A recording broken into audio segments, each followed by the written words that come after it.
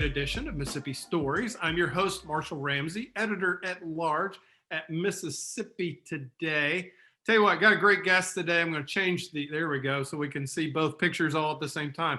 Great guest today, somebody I've really grown to really like over the years. She is a recovering politician. She served in the House of Representatives from 2008 to 2016. And of course, a great career both as a city attorney for Belzoni, which I really want to unpack that too. That's kind of cool too. You've done a lot of cool things, but it's hard to believe this. It seems like it was yesterday, but in 2016, you were named the executive director for AARP. And that's a pretty cool job too. And I want you to obviously talk about a lot of the great things that AARP is doing here in Mississippi, but you are, of course, the Mississippi State Director of AARP. And you know, I was going to say, and I asked you before we went on the air because it's as we both sit in our kitchens, which, by the way, I think you win the kitchen battle here by far. I feel like I have kitchen envy here, looking at your background a little bit. But you do have a big birthday coming up, and it's the big birthday where AARP always sends you the card, and you get that card in the mail, and you're like, oh God, I'm not that old, am I? You know. Yes. Look, I'm looking forward to it. So I will be 50 in January. So I will be official as far as AARP is concerned. But look, I am blessed and really looking forward to my 50th year. I'm on the countdown now. Yeah, you did this great picture on your Facebook page where you're stretching out and you're touching your toe and it's hiked up really high. And I told you, I said, yeah, just wait. You're not gonna, I'm 4 years ahead of you. You're not going to be able to do that for long. Enjoy it while you can. But anyway, happy early birthday, because it is coming up next month. And thank you. And like I said, I'm not in the business of flattering my guests right off the bat, but 50 does. That obviously you're wearing it well. Oh, thank you. I believe it just gets better. You know, that's something that my mother taught me. She said, look, embrace and enjoy each age, because each age, each chapter, it gets better than the last. So, and I really do believe that. So. Yeah, amen on that. And let's talk a little bit about your mom for a second. You grew up in Jackson. You went to Callaway. And your mom passed recently, and you did a very emotional and beautiful video talking about grief and passing. And I know what an influence she was on your life, and just as your dad is too. Mm-hmm. Tell us a little bit about your parents and what it was like growing up with them. Oh, my parents were great. So my parents are Ruth and Leon Campbell. Many people will probably know both of them depending on their ages. So my dad was lifelong educator and coach. He retired from Murrah High School as the head football coach and algebra teacher. My mother was the first African-American that had a statewide show with ETV. You know, it was called ETV back in the day. That's right. So that was pretty big. Her show was called Faces. She interviewed people like Cicely Tyson, Coretta Scott King. She was one of ETV's first Black female executive producers. She also later on went on to be a part of Governor Ray Mavis's administration. She also served under Governor William Winter, with some of his groups and so forth. And so it was interesting. So my mother was a big civil rights person. She was big into politics. And so, you know, as a little child, typical now, I have friends that say, oh, you know, I don't watch the news, or let children watch the news. And, you know, I grew up, you know, I was born in 72, and as young as 6 and 7, my mother expected me to be in front of the TV watching the news. Yeah. And then I had to sometimes make a report about what I saw, and, you know, and how I understood things were happening. And so I just think all that makes a difference, you know, when you're in a household like that. And you know, there were some late nights at ETV in the studio where I would be there watching her do her thing. And so all of that, I think, just really prepared me for what I've done with my life. So both of them are great. I moved both of my parents in with me in 2018. My mother had 5 battles with cancer. So she was a warrior, 5 battles. And she transitioned March of 2020. So I always tell me it was not COVID. It was just her time. It was her 5th battle. And she was tired. She was just tired. But I was just so honored to serve her in that way. I had hospice here at home. You know, I told her at the end, I said, Mom, you're going to be with me. I'm not sending you anywhere. And in fact, 10 years prior, at her first diagnosis, one of the things I told her, I said, Mom, I will hold your hand and walk this road with you until you're ready to let go of mine and grab God's hand. And I Oh, wow. felt that March of 2020, she was ready to let go of mine and grab his. And so I had to let her go. So, but yeah, my parents are great. So dad is 79 and living his best life. So I think still being here with us and the grandkids and the dogs and the cats and the deer and the geese, Yeah. everything keeps him going. That is awesome. Yeah, your mom. I mean, obviously, it is so funny because you're talking about how you'd sit in the studio with her, and I think about all the times my kids have come down to Yeah. MPB and sit with me in the same exact studio. That's right. That's on that. right. That's right. But I mean, you obviously, your life has been impacted, influenced by her civic leadership, and you chose that path as well. And you're also in the business of raising girls. You've got 4 girls of your own, and you've got one out of the house. Well, another one in college, and 2 others that are. So you're doing That's the right. carpool thing every day and everything else. Yes. But at the end of the day, they're watching you too. That's right. That's right. It's funny. One of the things that my mother told me, when you're young and the children are still young, at the time I had a newborn, a 2-year-old and a 7-year-old. And then, so my oldest is actually my bonus baby. I am divorced, but Yeah. but I always say she's my wedding gift from my ex-husband. That's the oldest daughter. So Yeah. she's still mine, even through divorce, she's still my baby. But I remember just being really dog tired one day, and she looked over at me. She said, "Trust me, this is just a season. It won't last long." She said, "And one day they will be your saving grace. They Yeah. will be your why." And even during my mother's transition, and afterwards, in particular, I really got that. Like I truly believe if I did not have them as a force to keep going, I just don't know what would have happened. I found myself saying, I don't want their childhood to be remembered that mom stopped living after grandma left, and so they really encourage me. They keep me going. And she loved these girls. And, my mom believed in women, being forces in the world for change. And so I knew that I had to continue to raise them in the right vein. But I love it. I really do. I have a good time with my girls. They keep me on my toes. I said the other day to my middle baby who's middle school, and I said, "Oh, this is my 3rd time with a middle schooler." I remember going over Fool's Hill with the other 2, so I was number 3. So we have a good time though. I love it. I count it all joy. I really do. It's funny. Our kids go to the same schools, and my youngest just went into 9th grade, and so I no longer, after 3 kids, I no longer have to do the carpool at that middle school anymore. And I was just like popping the champagne and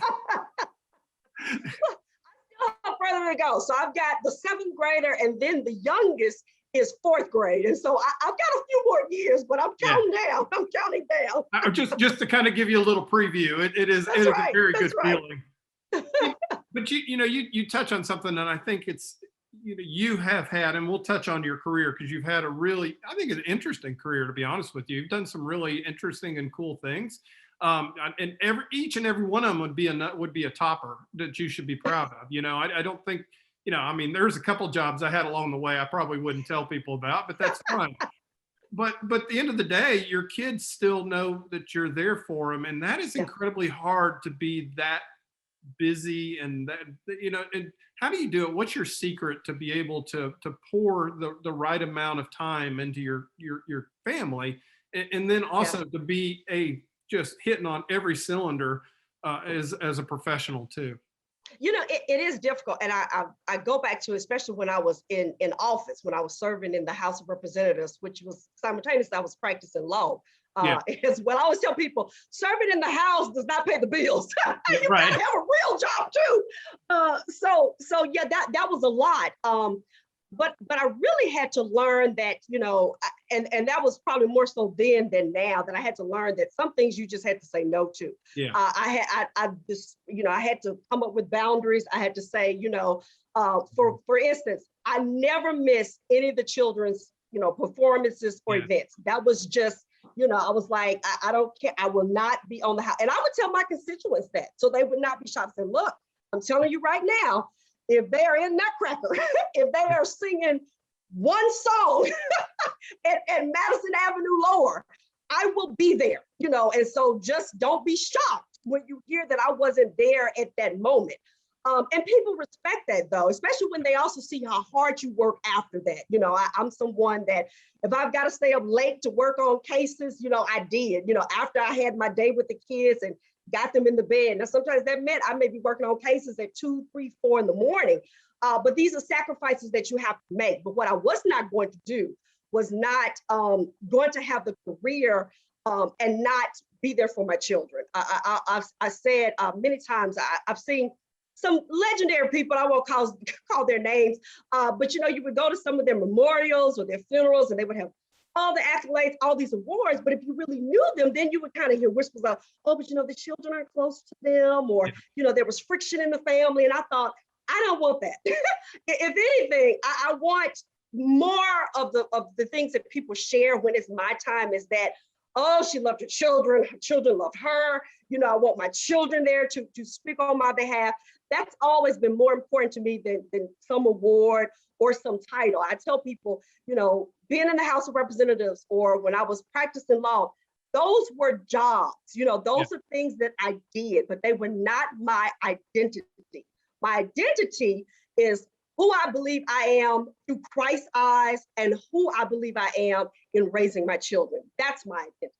That's incredibly powerful. And I can tell you, and this isn't a mom thing or a dad thing. I think you and I both are coming from this in the same exact place. And I mean, 2010, I was made part-time with my job and I suddenly was working 12 to 15 hours a day. And so suddenly I wasn't able to take my kids to school anymore. And suddenly, but I mean, I tried to do all the things like you said to go see them. Absolutely. And I was interviewing Robert Kayat, and I don't think he would mind me saying this. And I can't remember if he said it on air, off air, but his dad was Eddie Kayat, who was probably one of the most famous supervisors in the history of Mississippi for many different reasons. Just Absolutely. A huge force of nature. Yes. And I said, looking back, how would you define your dad? And how would you read your relationship to him? And Dr. Kayat just looked at me and he said, he was a public figure. Wow. Yeah. I mean, it was just like, and I was hearing Cats in the Cradle and the Silver Spoon, I was like, it was like, but I mean, it just hurt. I hurt for him that he had you got it. Yeah. So you totally get it. And like, and I figured out when my parents died and I wrote a piece about it this morning about it was tough. I mean, it really, your video on grief really moved me because, I dealt with it for a while. Right, of course. At the end of the day, our jobs don't hold our hands when we're dying. No, they don't. And that's something that was so precious about my mother, because as much as she was to the community and to so many different organizations, it was interesting that in some of her final hours, especially when she was still, if you have dealt with hospice and cancer, there is a point to where they are just kind of sleeping. So I always say before her sleep stage, we were trying to get people in that really wanted to, see her, for the last time. And I got to, because one of her very, because she would have moments of true clarity, the moments where, her mind was leaving in bits and pieces. And in one of those moments of clarity, she stopped me one day. She said, I don't want to see any more of these people. She just grabbed my hand. She said, I've done the work. I've done what I could for Mississippi. I've done what I could for women, for Africa. I mean, I'm tired. I don't want to see any of them. She said, my energy is only for my loved ones. And so she started telling me then who she wanted to see. Yeah. And so I made those individuals be the priority. But it was not about, all the awards, the proclamations that we have, from people. I mean, it was, but that I got it, and that's how she raised us. She was like, I've done that. She said that had its place. She said, but I just want to see my loved ones. I don't want to see any of them. And it takes too much energy for me to have to interact with them. I want to save my energy for the family. And I was like, I got it. I got it. So there were very special people then that were invited to come see her in some of her final days. So yeah, but Kimberly, what an incredibly beautiful and powerful lesson to be taught by your mom right at the very end on what's important in life.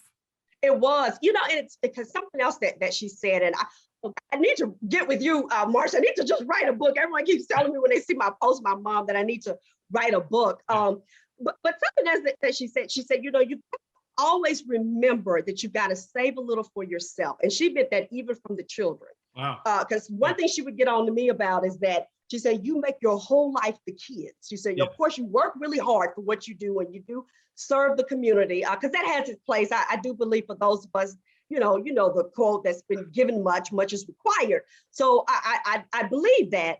But she was really good about saying that, set those boundaries, but you got to save a little for yourself. This is still your life. You've got to be your best self. And so you've got to find some joy that's just you, that's just for you. It's not for the children, it's not for the job, not for the community, it's just you. So always save a little something for yourself and remember what's most important in life. So yeah, I get it. Yeah, that's incredible. I loved it. I think you had done a post, something talking about your dad's math brain, and yet you go off to college and go get an English degree. So it's funny. So you're right. So I went to my undergrad degree is from Mississippi State in English. That's my bachelor's, and then I went to Auburn and got my master's in organizational communications, which is still not that side of the brain. Yeah. And then of course I went to Ole Miss for law school, which is still not that side of the brain. So I was truly my mother's daughter, American woman, to get a master's in linguistic sciences from the University of Southern Mississippi. So that was really unique. So I was definitely my mom, but now all my girls are math. Really? So Dad marked all of them. Now I look at them saying, nobody likes to read like I did. Nobody likes to write. They are straight math and science. So Poppy is happy now. So he's got his legacy now. I know my poor grandfather was an accountant, and he just was like, when I got out of college with honors, but I got a C and a D in accounting. And he was looking at me like, I'm really not sure whose grandson you really are, on that sort of thing. But that is fun seeing that manifest in your kids and so forth on that. And, but you took that, so freshman year at Mississippi State, you've mastered the cowbell, you've mastered, you're going you gotta master that. You got to, you're going to class, you know where the cheese vault is, you got everything down. When you were 18 years old, what did you want to be when you grew up? It's funny. I pretty much followed it. In fact, I just recently saw an old program from a pageant that I was in high school. And you always have to say, what do you want to be? This is life at home with animals. So no, I know that's fine. I'm sure Pip will make a cameo in a minute too. So we're good. But do I need to stop for a minute to get the quiet? You're fine. And so I said corporate attorney. And so that was always, I liked law, and I've always liked policy. And I always felt marrying the two was what I could do. I knew I was good in those fields and in those areas to really, bring about change. Again, thinking about my mother and the things that she taught us. Oh my gosh, Marshall, do I need to break? Can you break the tape? Are they disturbing you too much? I can't really hear them. I know they're barking. Okay. I just hope you're okay and you're not being invaded by an army. No, I'm good. And so I always felt, these are the tools that I have. I can't be the engineers as one of I would have loved to have helped break those glass ceilings. That was not my area. That was not my gift. Yeah. And so law and communications and policy, all of that was always very interesting to me. So yeah, you were a clerk for the Supreme Court, 2001 to 2002. That's a pretty darn. And it's funny because I had two very unique experiences. I first clerked with Justice Kay Cobb, and if you know Kay Cobb, you know Kay Cobb. That's right. If you know Justice James Graves, you know Justice James Graves. That's right. So from clerking from one and then the other, you're talking about two very viewpoints on life, and so I appreciate both of them. But it was. I could write a book about that too, the differences between those two. So that was when I first finished law school. I did the Supreme Court clerkship for both of those justices. And being as a cartoonist who's drawn many a cartoon about the Jackson City Council, when you're a policy analyst for the city council, that had to be like herding cats. Oh, cats on fire. It was like herding cats on fire. Oh my gosh. Yeah, that was an interesting journey. It really was. You know, at the time there was, unfortunately there was conflict between the mayor's office, the mayor's attorney, as well as the city council. And,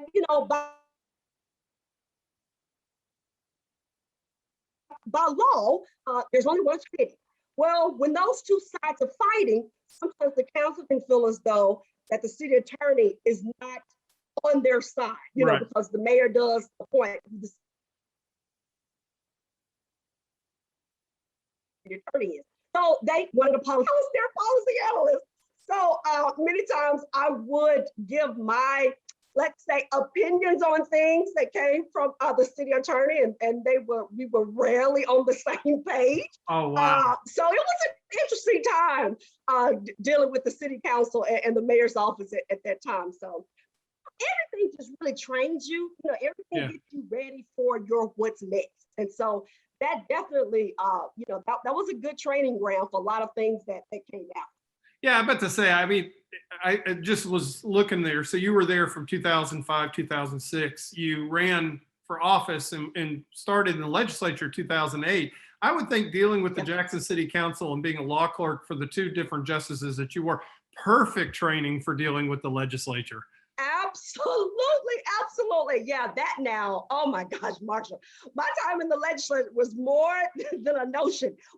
I'll say this, when I first came in, and I think about something, I had lunch with the late, great Governor William Winter once, and some of the things that he said in that lunch was that, he was thinking about on his time, with my mom and years ago, early 80s when they were working together on things, and he said something, he said, where I thought Mississippi would be by now, and I think this lunch took place with us maybe in 2015, I think. Yeah. And so he said, where I thought from the 80s Mississippi would be by 2015 is nowhere near.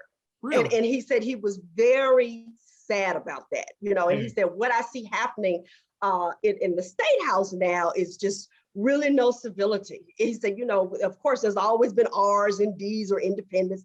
He said, but there was a respect, though. There was a real respect for each other, though. There was still a concern about if you're urban and I'm rural, let's still try to figure out what's best for both. If you're black and white, let's figure out what's best for both. He said, but now I just see it, and it's really for both sides. He said, I just see both sides want it all or nothing. Nobody wants to compromise. He said there's no real statesmanship anymore.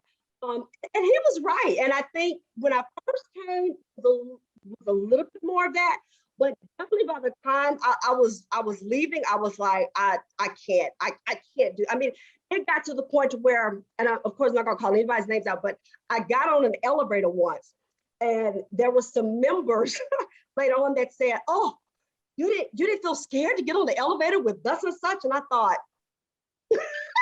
what? If I have to be scared to ride an elevator in the state capitol with anybody, I don't care party, race, male, female, then it's time for me to go. If we've gotten to that point, this is not where I can flourish, because I've always been a person that embraces diversity. I had issues with my own party.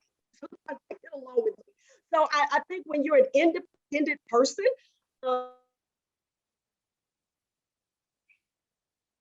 it's difficult to be down there. I'm moderate D.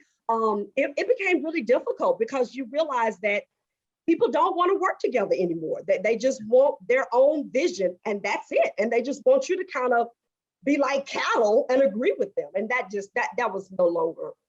Yeah, I kind of, I think you and I see the world pretty similarly. I mean, I grew up a Republican, and I've always been fairly moderate, and I'm kind of like, there's no real political party for me anymore. Absolutely right. I feel the same way. I was just going to say, I remember we were doing a vote on Nissan, and I can't remember now because it wasn't bringing the plan here, but it was maybe some other tax set something. And I remember making this statement. I was like, so let me get this straight. So I can't be someone that actually wants us to fully fund MAEP for education and be okay with helping me son and be for corporations coming into the state and providing jobs, but also wanting to see us fully fund education. And again, I looked at me, was like, no, you got to choose. You can't be both. And I'm thinking, what?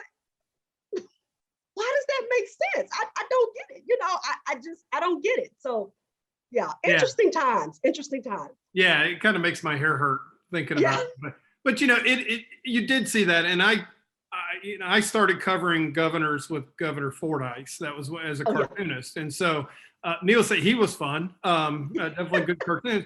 And I've always had deep respect for Haley Barbour in what he did after Katrina, and I feel like he played chess when a lot of people played checkers, but he also brought DC style politics to the Capitol also, and I think that's where a lot of that started. But I mean, it's obviously, I've always joked that now Democrats don't have enough power to make coffee, and it's kind of that situation too. But you had a good relationship with you were on Judd B. And you had a good relationship and a working relationship with Andy Gibson, which I would think politically y'all probably don't see eye to eye on some things too. It's funny. Gibson, and I know people are gonna cringe when they hear this, but Gibson is really a good friend of mine. Yeah. So is Philip Gunn. You're right. So at the top, I held leadership positions under both when Democrats controlled the House and there was Billy McCoy as the speaker, as well as when it became the supermajority. And Gunn was the speaker. And so, I served on banking and finance, was vice chair of that. So I've served on some pretty, powerful committees and in vice chairmanship roles. And so, but, again, I think it's the art of relationships. It's the art of really wanting to get along with people. Again, I think about this about schools. I laugh because I told somebody once, I said, I am a little brown cookie that went to Mississippi State, Auburn, and Ole Miss. So clearly I'm not scared of white people. So I've been around them my whole life. And so, and I think that, you know how to build relationships, how to get along with people. Everybody's not going to look like you, pray like you, love like you, think like you. But I do believe that there's the art of compromise. There's the art of making people, really see what's important to you. And let's be honest, politics is all about relationships. Many times people vote for things, now it's probably, we've gotten a little extreme now. But before that, sometimes it's just, I'm voting for this just because I like this person. Yeah. It has nothing to do with the area I represent, but this person has a relationship with me. And so they say that they need it for their area. So I'm going to stand with them. And I think that's important, but you're right. But even now, I think some of that is starting to wane a bit. Talk about your district when you were running and the needs that it needed then and the needs that it needed now. And because I know obviously Jackson has a lot of with the water system and some other issues as well. Yeah. I mean, infrastructure wise and so forth. And I know that had to be a tough decision for you to step away helping that. But what do you see for your old district? And tell us a little bit, because it's 72nd, right? I was trying to remember. Right. So it was funny because that's my birth year. So I always thought that was so cool at the time. That's kind of cool, man. I was born in 72. You could get the T-shirt. That's right. That's right. I got the T-shirt. Represented District 72. District 72 is largely North Jackson. It also goes down and picks up places like Pocahontas. It goes all the way down. But it also has, now, the lines have changed a little bit. When I first came in, I did have some of Clinton. When we changed the lines before I left, I lost Clinton and I picked up just about the majority of Ridgeland, which was really interesting. Yeah. So I had a really, really diverse district. But not so much has changed then as now as the needs, well, probably greater. Infrastructure needs are huge for the city of Jackson, even when you start talking about North Jackson. Water sewage is beyond an issue now. And again, I think, when we talk about the Build Back Better bill, if that comes to fruition, the way that we all want it, and you think about all the money that's coming and all the infrastructure bill money that's coming, that too is going to come down to relationships. That too is going to come down to, the speaker and the lieutenant governor and so forth. Really, who does everybody get along with, and who can prove the case the most about the areas that need the money. And so, I'm praying for Jackson. I don't live in Jackson anymore. Jackson, of course, will always be important to me and special to me. And that too was a really, really big decision. But I want to see Jackson thrive. I really do. I want to see our school district get the money that they need in the city of Jackson. And I just want to see it really, be the city that I know it deserves to be. Like I said, you and I are very similar in age, and I'm not a Mississippian by birth, but I'm one by choice. And I think at the end of the day, it's family is why I know that's why you're here. But also too, I think you genuinely love the state, and you genuinely love, yeah, and on that. I mean, you are professional enough that you could work anywhere you wanted to work at this point. It's interesting. So I have my younger brother is almost 7 years younger than me. And so he went to Millsaps for undergrad, and he did his MBA in Notre Dame and never came back. He's got a great career. He's been from New York to Connecticut, and now his family is in Philadelphia. And in fact, he doesn't even sound Southern anymore. Like, he's lost it all. So whenever he's home, that's one of the things through the year, because, typical younger brother, he loves his, in his eyes, I'm Michelle Obama in his eyes. Yeah. And so he has always been like, I wanted you to get out, and I've told him through the years, I said, we all can't leave. I said, now, of course, I'm proud of you. I'm happy for you, and you are flourished, in everything that you've done. I said, but everybody doesn't need to leave the state. And again, I'm a Black woman that actually loves Mississippi. I really do. I love the beauty of our state, and I do love the beauty of our people. I think, unfortunately, sometimes the ones that make us look bad, that are difficult to stomach, they get all the airtime. Yeah. And so it makes it look as though that's the majority of the state. But I just don't believe that. I think there are some wonderful people here in Mississippi, of diversity, of every race, and religion. And I wanted to be here. I wanted to serve here, and I wanted to help better the lives of people, that I could. I felt this is the state that really helped to create and make me, especially the city of Jackson. Yeah. And it's funny because when I first went off to school, I often heard from educators and friends and so forth. Even one of my law school professors, who I just love, Professor Cochran, was just a mess. Everybody would know Professor Cochran if they went to Ole Miss law school back in the day. But one of the things that he told me, especially when I first went into the legislature, he's passed on now, but at the time, he told me, he said, I'll be honest, you're one that I really thought would just spread your wings and would, put us in the rearview mirror. He said, and I was like, okay, Professor Cochran, I got it. So, and I tried to do that. I think representation matters on every level. Yeah. I think, sometimes I have people say, you're a great role model for young Black girls. I said, no, I'm a great role model for girls. Yeah. I think it's, and boys. I think it's important, not just for the little Black boys and girls to see me, but it's important for the little white boys and girls to see me. Yeah. That's what really brings about change. When people can see all of us through different lenses and different roles and different positions, that's what it's no longer odd than to see it. We no longer even think differently about another race when they're quote unquote doing normal things. I have my girls have friends, the rainbow, and they're over at the house all the time. That is change. That is what will bring about change for their generation. Well, it's I like I said, I'm in Mississippi because I love it. And people sometimes I'll do a cartoon and they're like, well, how dare you say that you don't love Mississippi? I was like, no, if I didn't love Mississippi, I wouldn't say that. I mean, I think right. At the end of the day, and I think there's really nothing more silly than every Mississippian being in a boat and somebody pointing fingers at somebody who's different than them, saying you're part of the boat. Absolutely. That's so true, yeah. and I get, it's not tickled in a good sense, but tickled in a negative sense that when they do bring out certain things, I always say, but this is every state.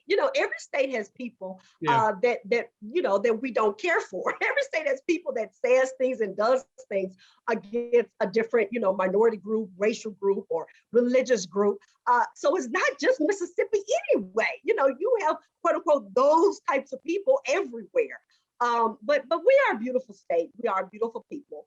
Yeah. And I think when we need to, we really do show up for one another. I just don't think that gets presented enough. What gets presented is, when we're fighting and in drama with one another. Well, I think that's the lure and the curse of social media. It's like whoever's Yes, loudest generally gets the most attention. And that's usually it. the person who's the loudest is probably the most passionate about what they believe, but what they may believe may be total, well, garbage. So, Absolutely. but they're Absolutely. loud, they're really But loud. they're loud. And so everybody pays attention to them. But you're, And yeah, there's wrong on both sides. right. It's not just, I tell people, Mississippi, if you're looking at our negativity, it's not just white Mississippians, there are some black Mississippians as well. I mean, it's everybody that, hate is hate. And when you have individuals that really want to hate another group of people, just for whatever issues they have, between their own ears, you're going to have problems, and I think it takes the rest of us to, stand up and stand in the gap and say, you're not going to continue to make us look like this because we're better than that.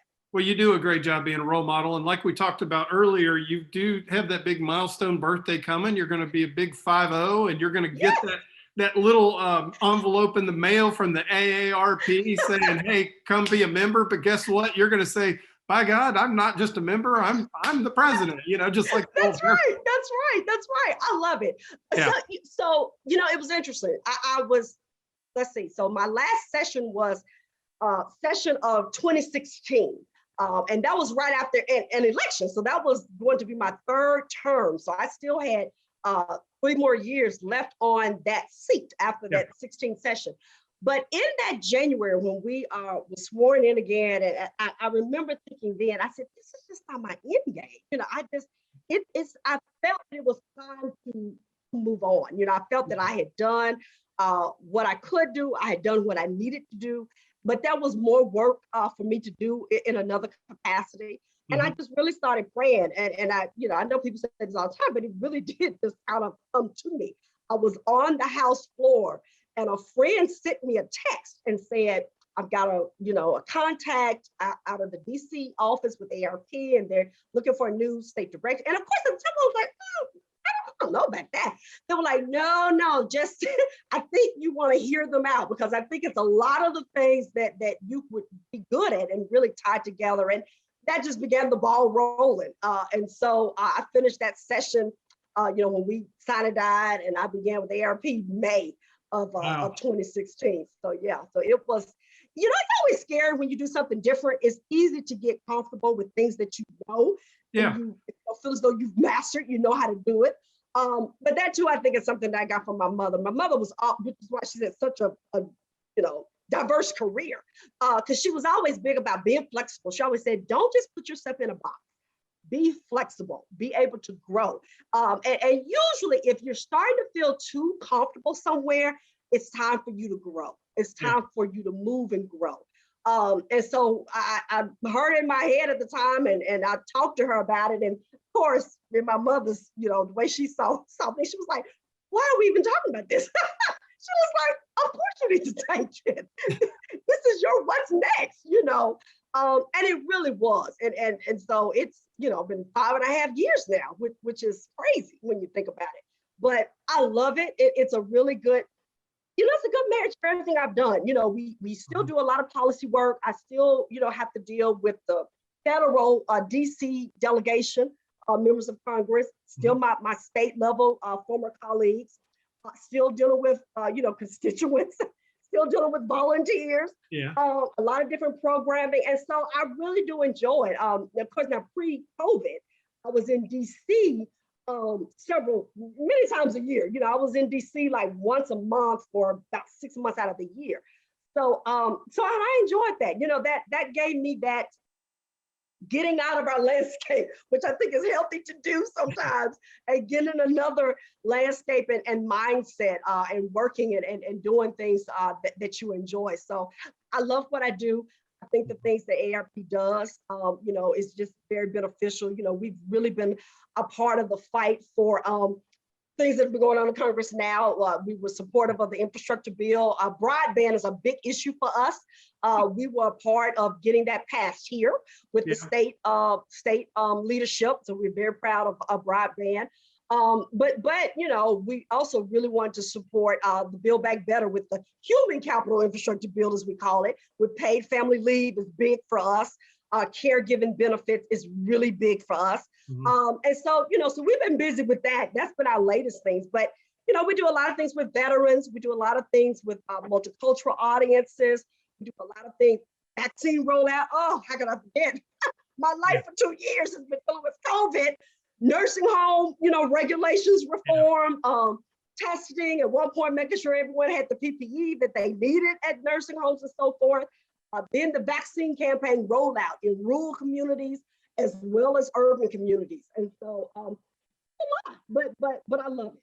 I absolutely love it. It sounds like it's one of those kind of jobs where you're not going to go in and do the same thing every single day. No, and that's good for me. For my personality, I like to have something different. It's not the same thing every day. And you work with everybody, and again, I just think that's a love of diversity that works so well for me. It's not one group of people I deal with or one type of mindset that I deal with. And I work, we work the whole state. And so, it's just been very interesting as well as rewarding. So I enjoy what we do. That's awesome. You represent about 300,000 members, I guess, in Mississippi. That's impressive. Yes, that's huge. And so we have about 300,000 AARP members across the state of Mississippi. Yeah. Roughly about 110 volunteers, state-appointed volunteers across the state. Oh, wow. Okay. That handles all of the work. And then, of course, my team, my staff is in Jackson. Our office is here. So we and there's some of the fun things. You really get to help communities in need. In particular in North Mississippi, we were part of the Toyota partnership, to where Toyota and AARP gave 2 vehicles to one of our community partners in North Mississippi, totally free. They don't have to pay for anything. And it's just to help them with their, it's wrapped, of course, in AARP signage and so forth, but it's theirs to own, and it's to help with the vaccine rollout. And after that, the center can use it for whatever they want to use it for. But they've either, if you needed a ride to a vaccine location in North Mississippi, they either did that, or if you were homebound, they would bring the medical professionals to your home to administer the vaccine. And so, it's just things like that really make a difference in a state like ours and in some of our communities. So I enjoy it.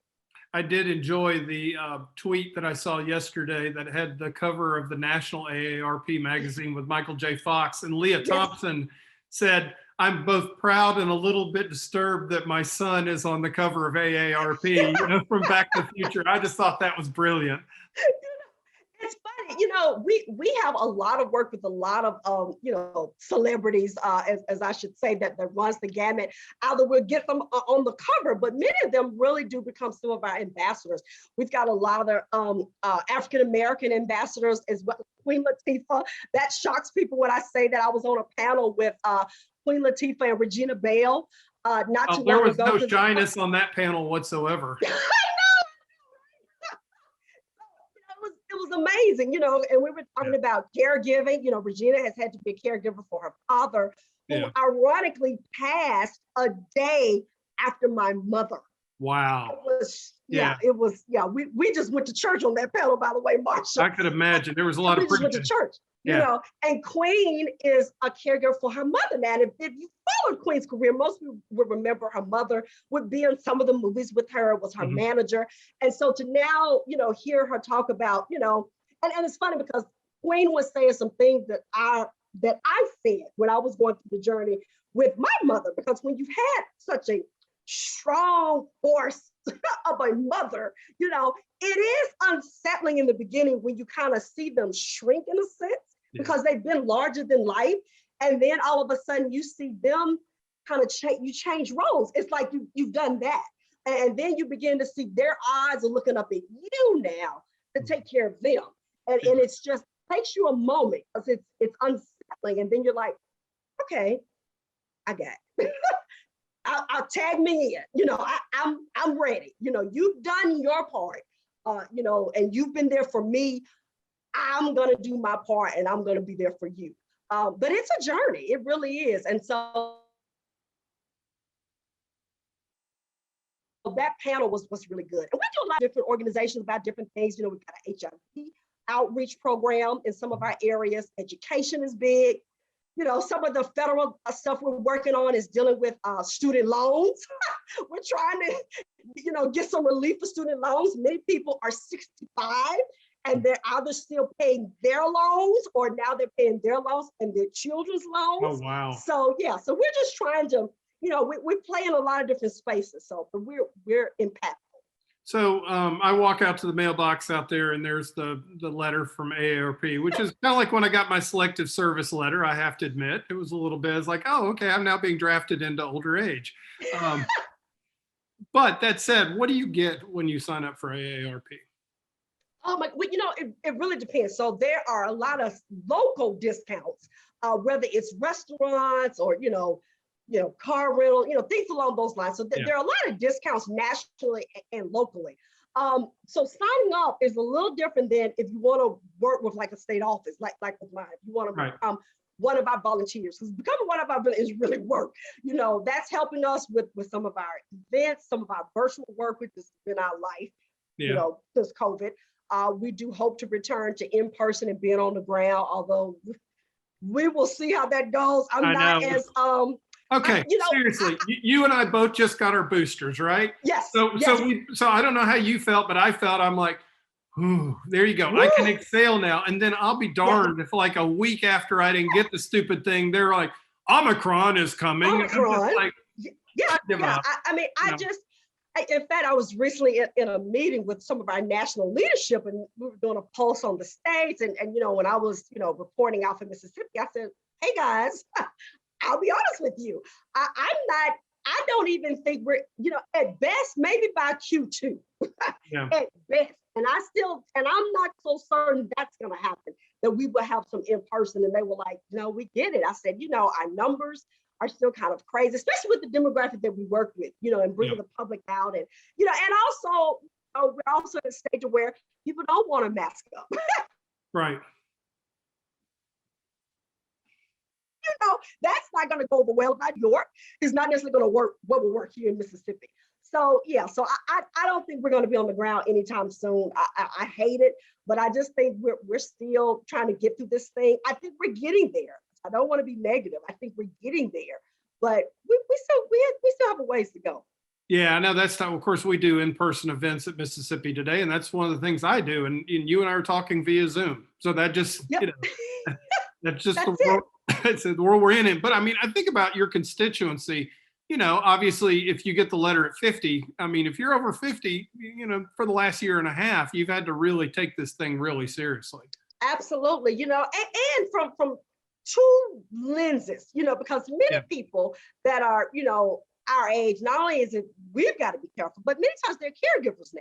That's right. You're for two, you know, that's something that we had on another panel. We were dealing with the sandwich generation. Right. And we were saying, you know, this is a generation that simultaneously is still raising young children because we had children later than any other generation. And now our parents now need us to caregive for them. You know, it used to be generations were kind of all in step. It's like by the time you had to take care of your parents, your children were off in college, at least, you know. Yeah. But now, I mean, like with myself, my mother was a month shy of 81 when she passed, and I was her caregiver, you know, and I still had children in elementary school. So it's you know, and before, even though now the below 12 can get the shots, 5 to 11 can get the shot. At one point they couldn't. So not only did I have to be careful for myself, but I had to think about my father who's 79. I had to think about my younger children. So it's just a lot. It's a lot of moving pieces and trying to make sure you're keeping everybody healthy. But yeah, so it's going to be a while. It's really going to be a while before we are, you know, completely quote unquote 100% back to normal. So we'll see what that looks like. Well, then on top of that, you got to make sure your staff's healthy and your volunteers are healthy, and you're absolutely. And you know, and I've got some staff that are caregiving now too. Yeah. And so that's always, you know, very important to me. And so and that's why I said, look, we have done a yeoman's job virtually. I know everybody's tired of it, but you know, we're not going to rush anything. You know, because I by no means do not want to think I had something. And God forbid somebody not only got it, but died from it. You know, that would just be devastating to me. So, so I said, look, we will take it moment by moment. But I'm not planning anything in Q1 at all. And again, I'm not so certain Q2 is going to happen either. But we're going to play it by ear. Play it by ear, definitely on that. Okay, so you're a mom, you're an executive, you're a professional, you're busy, and you talked a little bit about self-care. We're getting older. And I don't. Yeah. The one thing I'll say about, I noticed when I hit 50 that suddenly, and of course I had back surgery, so that completely is a different piece altogether. That, yeah. But it's a question of, I can still do all the things I used to be able to do. I just get tired quicker, and all that. What are some things that you do? Because I know there's probably some people watching that are, they've got careers and they're busy and kids and everything else. What are some things that you do to help recharge yourself and do that self-care that you talked about, how important it is? I cannot emphasize that enough. You've got to take care of yourself first. And I'm sure we've all have heard the analogy, when we're on a plane, they always say, put the mask on yourself first, even when you have children, don't do them. Yeah. And of course, as a parent, we're like, what? Yeah, you didn't put it on myself first? We're going to crash. It just doesn't even make sense, Yeah. But that really is true, even in other areas of our life when it comes to self-care. I realize that I'm not the best mom when I'm not good personally. Yeah. You know what I mean? When right. if I've gotten depressed about something, or if I have just said yes to too many things and now I am stressed and burnt out, I'm crabby and cranky. And so I've learned that I do have to take care of me first. And some of it is what I said earlier, one, especially for those of us that have, people love us and people want us at a lot of things. They want us to serve on everything and to be at everything, which is wonderful, and you love it, but you got to learn how to say no. At one point, I was on so many boards.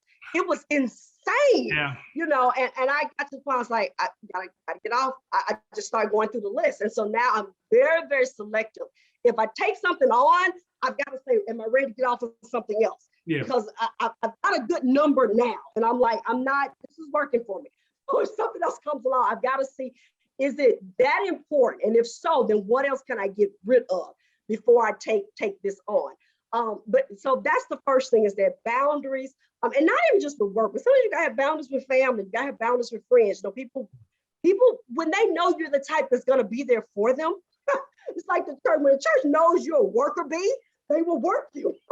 So you got to learn how to say no to a lot of people and things. But for me personally, I like alone time. And I know that sounds strange, but it's just my nature. And of course, I live in a house with children and a father and 2 dogs, 2 cats. So it's very hard for me to get alone time. And so I've learned that there are some weekends where I just literally go to a hotel that's right here in town. And I said, this is my weekend to myself. I'm not, unless somebody is bleeding, there's been a car accident, I tell the kids, do not call me. Do not call me about anything. So I need that. I'm a nature person. And so I do love to walk. And again, before COVID, I would like to go off to places where I could really have some new scenery and things to do. But yeah, I have to get quiet. That's really my biggest thing. I have to get quiet. Typically, I like to be outside somewhere. I also like to have it to where I can have, it's a different environment than where I've been for a while. So that really works for me. I know some people say retail therapy. That's not really my thing, but if that's your thing, I know I am a woman, but I literally hate shopping. I despise it. Like it makes me crazy to have to go shopping. But so for me, traveling is big. Being in nature is big, and just really getting quiet. Even if I could have everybody out of my house, that would work too. But it's hard for me to get that done. So, but yeah, I have alone time. I have quiet time. And again, sometimes I literally just go somewhere for the weekend, right in town. I'm right here, but I just have to have a moment for me to kind of, decompress. And really what it does, like when I go to a place here and it's just me, what it really does is it makes me just focus on me. Sometimes I have to, as much, I do what I call check-ins with the girls and check with my dad, make sure, he's still healing, and, we talk about whatever he needs to talk about. I do the same thing with the girls, but that alone time is the time for me to check in with myself.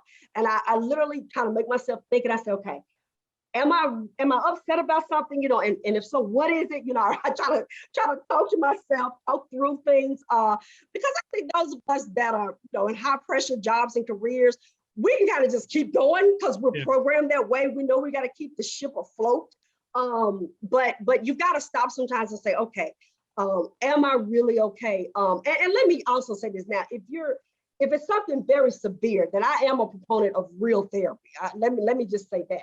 If you're really, really, clinically struggling, I want people to really, really seek help, and especially faith-based people. I think those of us that whether it's Christian, Jews, Muslims, whatever it is, those of us that believe in a higher power can sometimes think that that's all we need. And I'm a person that says, don't do that. I think God works through therapy just like He works through chemo. If you have cancer, it's still Him. He's still in the midst of it. So please, seek therapy if you need it. I think it's very, very important. Yeah, I don't know about you, but none of my kids came out with instruction manuals stapled to their butt, and I know I didn't either, and none of us did. And sometimes it does help to have somebody can sit down with you and help you navigate through some of the rapids that we face in life. Excuse me, I suddenly forgot how to talk. No, that's it. And I think for me too, what I had to also realize, and sometimes my mother used to get on me about, and I have gotten it over the years, is that stop aiming for perfection. Perfection does not exist. That's not a destination that you're ever reach. So if you're always aiming for that, whether it's with perfect mom, perfect job, whatever, you will always be depressed about something. You really do have to learn how to, let some stuff go. Look, children will keep you humble. Yeah. Children will teach you, look, that's the version you had in your mind when you were carrying me for 9 months. That is not who I am. So you've got to learn how to say, okay, Lord, you know what? You have really blessed me. I'm not going to sweat all these other little details. There's a lot of things that I think we get caught up on that's really not important in the grand scheme of things.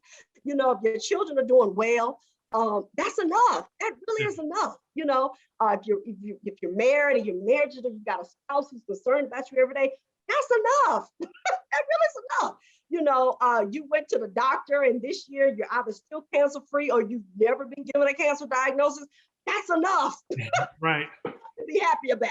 So yeah, I think we have to learn how to just really be in the moment and stop always thinking for the next thing to make us happy or a person to make us happy. You've got to learn how to, that happiness really does exist within yourself and really how you view the world. That's where happiness comes from. That's right. It's the journey. It really is. It truly is the journey. Hey, I'll tell you what, you've been incredibly generous with giving me so much time. I want to say thank you. I touched on the ARP a little bit. Is there anything I missed that you would like to throw out there and how folks can get in touch with y'all? You can always check our Facebook page, which is you can type in ARP Mississippi. We've got a Facebook page as well as a Twitter page. We are located in 1 Jackson Place, which is downtown Jackson, 188 East Capitol. However, we're not there yet. So I won't tell you to come visit us yet. Nobody's home, but yeah. Yeah, that's where we are. But so we actually won't return there until January. We've been on remote work status since March of 20. So we will return January of 22, which is wild when you think about it. Yeah. But yeah. So and even then, I'm not sure when others can actually come to the office. So they're working out all of those protocols. But we'll be in touch soon. You can, if you follow those social media pages, you'll see what we are involved in, our up-to-date work. Right now, we're still in our congressional fight with the Build Back Better bill, trying to see what the Senate is going to do. We're still hoping and praying that things like paid family leave would not get on the chopping block, which we feared will. And so, we're still in the fight. Our legislative session here for the state side, of course, opens in January. So we'll be getting to look at the things that we're going to work for come January. But yeah, so we just follow us. I do want to say that, ARP, our national office is in DC, but there is a state office in every state as well as DC. DC has its own state office and the Virgin Islands and Puerto Rico. So we're huge, we're big. So we do a lot of great work, around the country. Kimberly, thank you so much. I kind of love talking to you. This has been thank really you, likewise. So very We good. gotta have lunch soon when everybody feels safe. Just let me know. Exactly. That'd be great. Anyway, well, I'll talk to you soon. Thank you again. Thank you. Bye-bye. Thank you for watching this episode of Mississippi Stories. Make sure to subscribe to the Mississippi Today YouTube channel and click the bell to be notified every time a new video uploads.